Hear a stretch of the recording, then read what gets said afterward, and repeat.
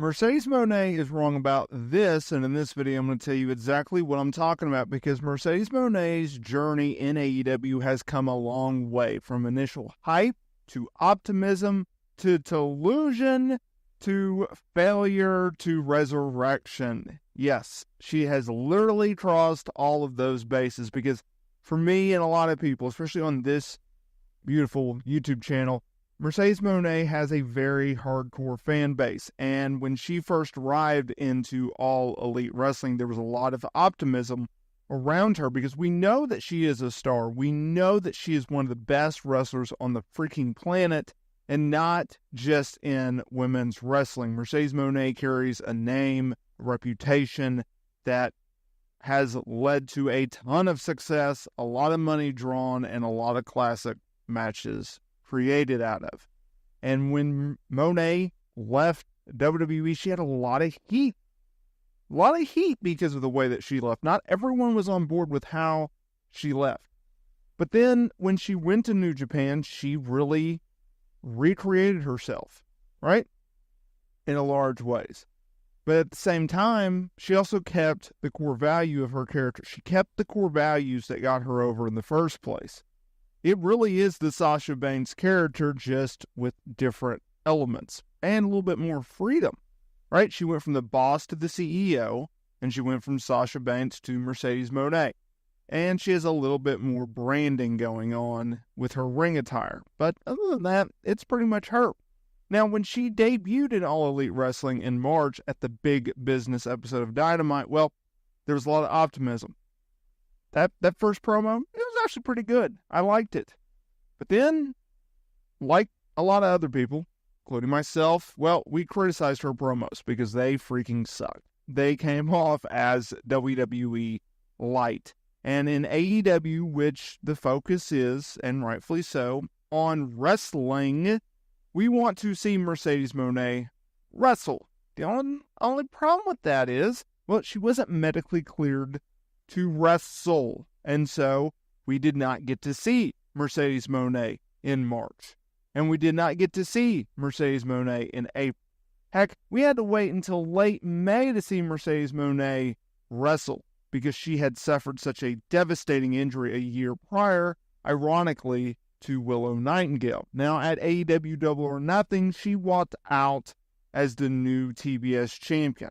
In her inaugural match with AEW, in her first match back since injury, she beat the woman who basically injured her a year ago in New Japan.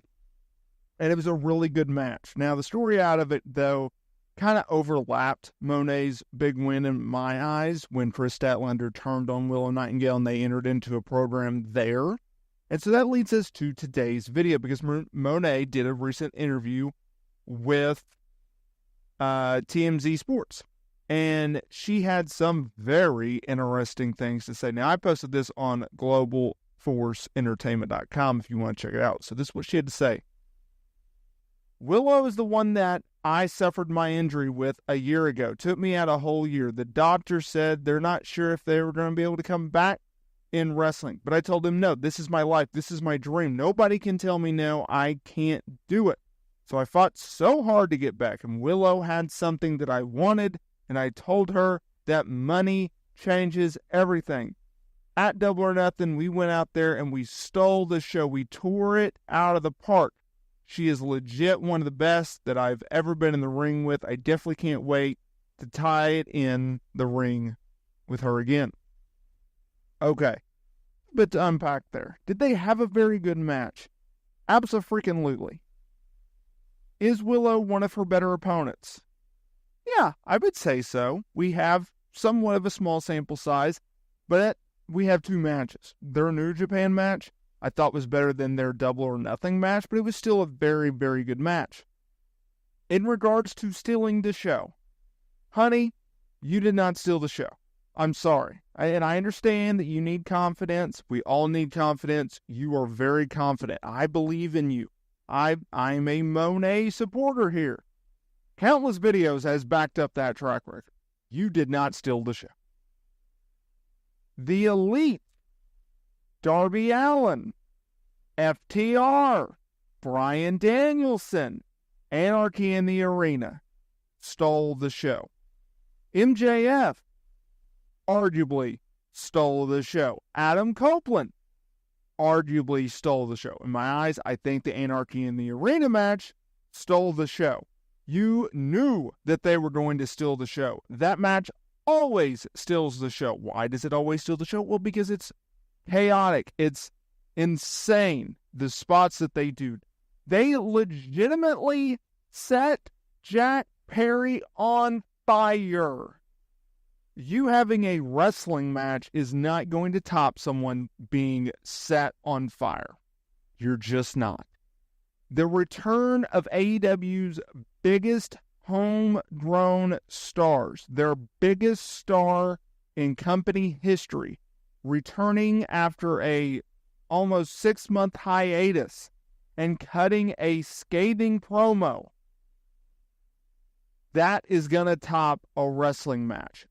Adam Copeland having a barbed wire steel cage match that was so bloody that they freaking changed the color of the mat, climbing on top of a steel cage, jumping off, deciding midair, oh, I'm not going to do a splash, I'm going to do an elbow drop, landing feet first and then crashing on Malachi Black, breaking his leg and vacating the TNT title rather, arguably stole the show.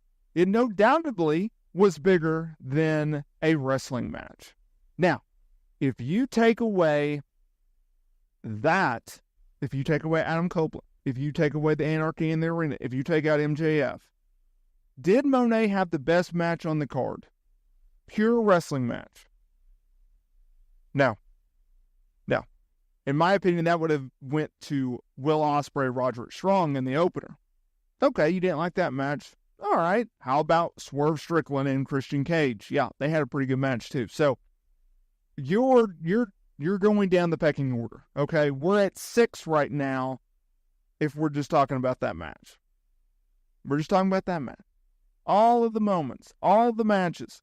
That was what AEW Double or Nothing 2024 is. It's so hard to steal the show at an AEW pay-per-view to the point where you can have a great match and it gets forgotten about.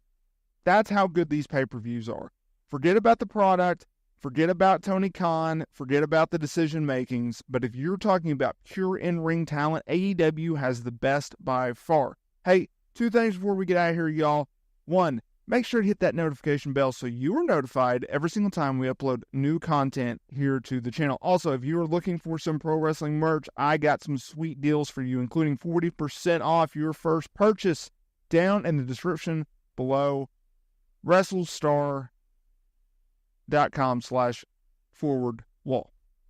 That being said, I will see y'all in the next video.